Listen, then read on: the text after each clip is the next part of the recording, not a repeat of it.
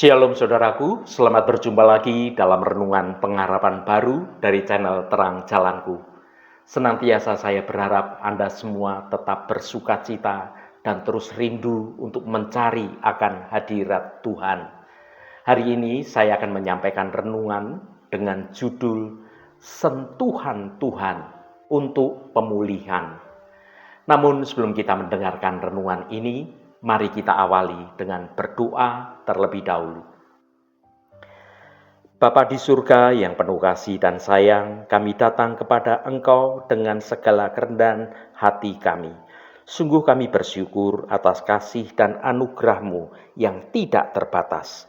Saat ini kami bersekutu dengan Engkau untuk merenungkan kebenaran firman-Mu tentang pemulihan hidup. Kami percaya bahwa setiap kami membutuhkan sentuhan Engkau untuk memulihkan hidup yang telah penuh dengan luka batin. Kiranya Roh Kudus-Mu hadir, menyentuh hati kami untuk memulihkan luka batin dan luka fisik, serta memperbarui iman kami. Biarlah melalui perenungan ini, kami merasakan hadirat-Mu dan keluar sebagai pribadi yang pulih seutuhnya. Terima kasih Tuhan. Dalam nama Tuhan Yesus Kristus kami berdoa. Haleluya. Amin. Saudaraku yang terkasih, hidup seringkali terasa seperti medan pertempuran, di mana kita menghadapi berbagai kelemahan, juga ada luka dan juga keputusasaan. Kita mungkin merasa kecil, merasa tidak berdaya di hadapan badai kehidupan yang sedang terjadi. Namun ada satu kebenaran yang harus selalu kita ingat. Di tengah kelemahan kita, justru disitulah sentuhan Tuhan paling nyata. Di saat kita merasa paling hancur, mukjizatnya siap terjadi untuk memulihkan hidup kita. Saat ini kita akan merenungkan tentang pemulihan ilahi yang datang dari sentuhan tangannya.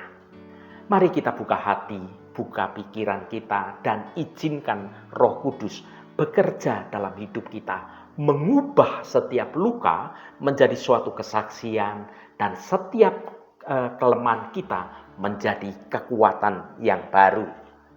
Saudaraku, iman yang teguh kepada Tuhan mampu mendatangkan mukjizat dalam hidup kita ini. Meskipun kita saat ini menghadapi berbagai macam kesulitan, berbagai macam tantangan hidup yang berat, kita harus tetap percaya bahwa Tuhan itu selalu bersama dengan kita. Ketika dengan iman kita senantiasa memegang dengan teguh janji-janji Tuhan, maka mukjizat terjadi atas hidup kita.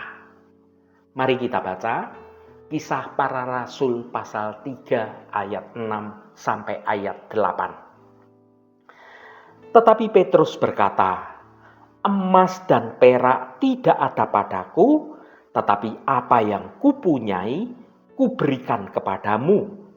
Demi nama Yesus Kristus, orang Nazaret itu, berjalanlah." Lalu ia memegang tangan kanan orang itu dan membantu dia berdiri. Seketika itu juga kuatlah kaki dan mata kaki orang itu. Ia melonjak berdiri, lalu berjalan kian kemari dan mengikuti mereka ke dalam bait Allah. Berjalan dan melompat-lompat serta memuji Allah. Saudaraku, ayat ini memberikan kita suatu gambaran yang sangat jelas tentang kekuatan iman yang bekerja. Petrus, murid Yesus, saat itu dihadapkan pada seorang laki-laki lumpuh berada di pintu gerbang bait Allah.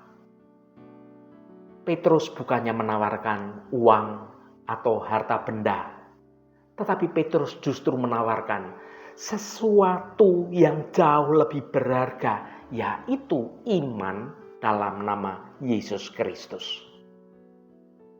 Sesungguhnya Ada kekuatan yang luar biasa dalam nama Yesus. Perhatikan kalimat Petrus. Demi nama Yesus Kristus, orang Nazaret itu berjalanlah. Nama Yesus bukanlah sekedar nama biasa, tetapi mengundang kuasa Allah sendiri.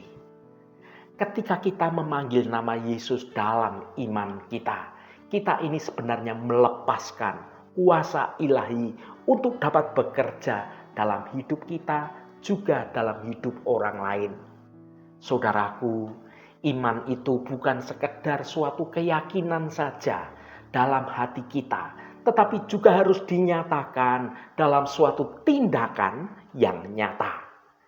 Petrus tidak hanya mengucapkan kata-kata, tetapi juga melakukan sesuatu, yaitu memegang tangan orang lumpuh itu dan membantunya untuk dapat bangkit berdiri. Iman yang sejati selalu menghasilkan suatu tindakan-tindakan yang spektakuler, dan itu semua adalah nyata. Dan hasilnya sungguh luar biasa. Seketika itu juga orang lumpuh itu menjadi sembuh dan dapat berjalan, dapat melompat-lompat, dapat berlari.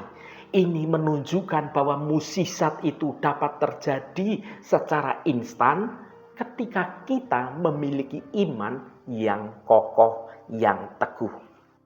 Saudaraku yang dikasihi Tuhan, ayat ini memperingatkan kita bahwa janji Tuhan adalah nyata dan dapat dipercaya.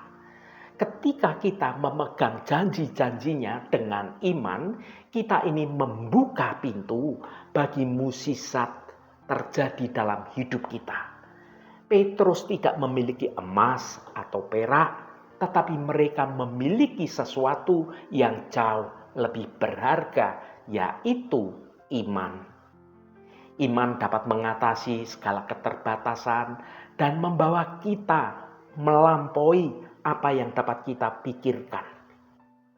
Meskipun kita mungkin tidak melihat mukjizat secara fisik yang dramatis terjadi dalam hidup kita setiap hari, mukjizat-mukjizat kecil sebenarnya terjadi terus-menerus dalam hidup kita.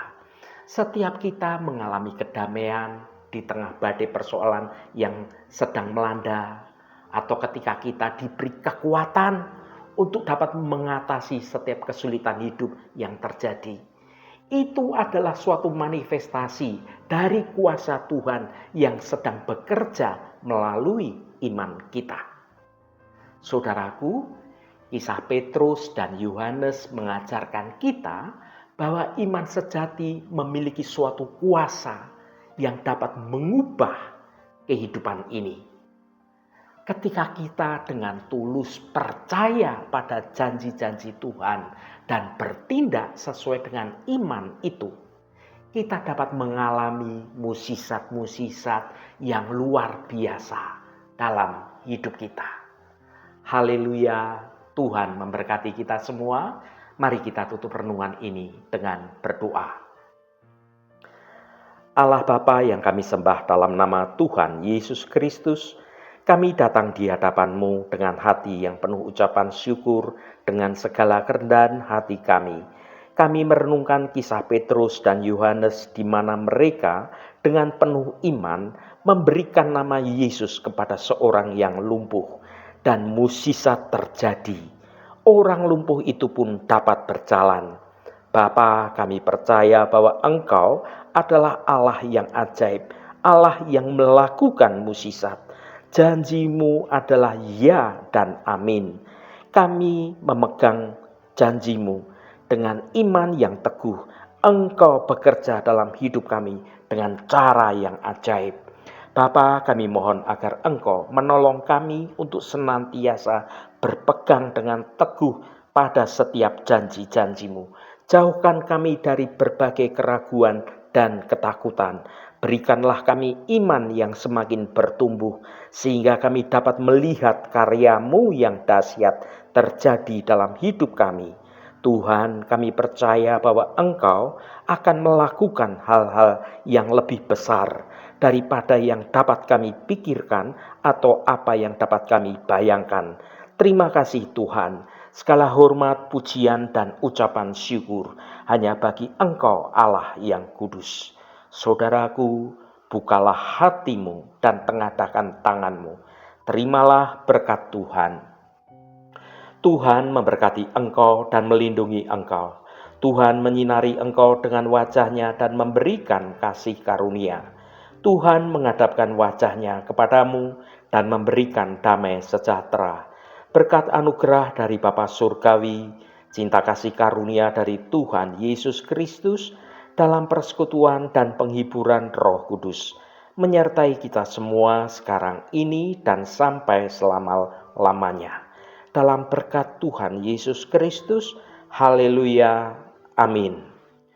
Puji Tuhan, saudaraku semua, biarlah melalui renungan pengharapan baru dari channel Terang Jalanku ini, iman kita akan terus bertumbuh dalam kebenaran Tuhan. Roh Kudus senantiasa menuntunmu dan menolongmu untuk hidup dalam jalan kebenaran Tuhan.